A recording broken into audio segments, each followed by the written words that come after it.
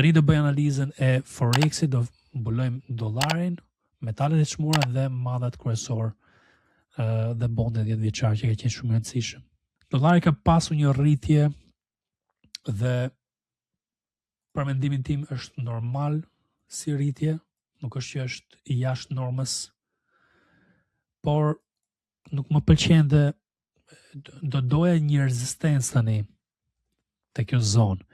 Doja rezistencën këtu, u thy, shkoj për lart, du një rezistencë te kjo zonë se kisha parashikuar një rritje deri këtu dhe pastaj ndonjë lëvizje. Du një farë rezistence që të silli pak më shumë rrull te tregjet globale që janë pak më shumë me riskon për të marrë rrezik. Bondi 10 vjeçar ka bërë këtë formimin, koka dhe 2 shpatlla këtu poshtë, ka thyr strukturat dhe po tregon që tregu është akoma i friksuar pak dhe po rritet. Ja kam frikën kësaj rritje zete 4.3 dhe kam merak që mund të themi të kryej shitje në tregjet e tjera. Shkojmë dhe pak metalet, po bën tani një farë konsolidimi dhe dipi, argjendi dhe floriri.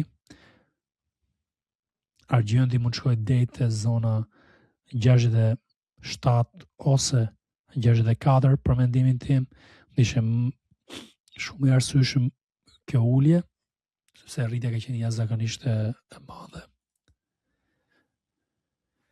Floriri mendoj që shkon te 4.2000, te kjo zonë ritestim këtu dhe ristrukturohet për do një val tjetër ose falca dhe uljet më thellë. Po mendoj 4.2 shkon me siguri. Për mallet e tjerë nuk po i mbuloj, kemi pak naftë në rënje, në përgjithësi nuk ka ndonjë gjë për të mbuluar këtu dhe nuk shikoj ndonjë gjë me interes këtë javë që ta mbulojmë te podcasti javor. Për ju që doni të merrni më shumë informacione gjatë javës, keni Telegrami Falas. Mutuni aty dhe të më bëni pyetje gjatë javës.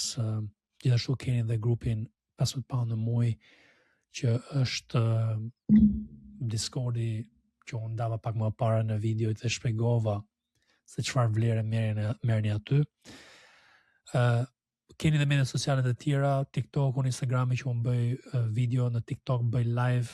Mundohem një herë në javë të bëjmë një live për një temë kryesore të tregjeve dhe aty na bëni follow edhe na bëni subscribe në YouTube sepse do vazhdojmë të bëjmë content për tregjet, por do bëjmë dhe një ndryshim te kanali jon totalisht që do fillojmë të flasim dhe për temat të tjera që kanë të bëjnë me investimin dhe përdorimin e kapitalit në biznes, analizën ekonomike dhe video të ndryshëm për botën e investimit dhe tregtimit.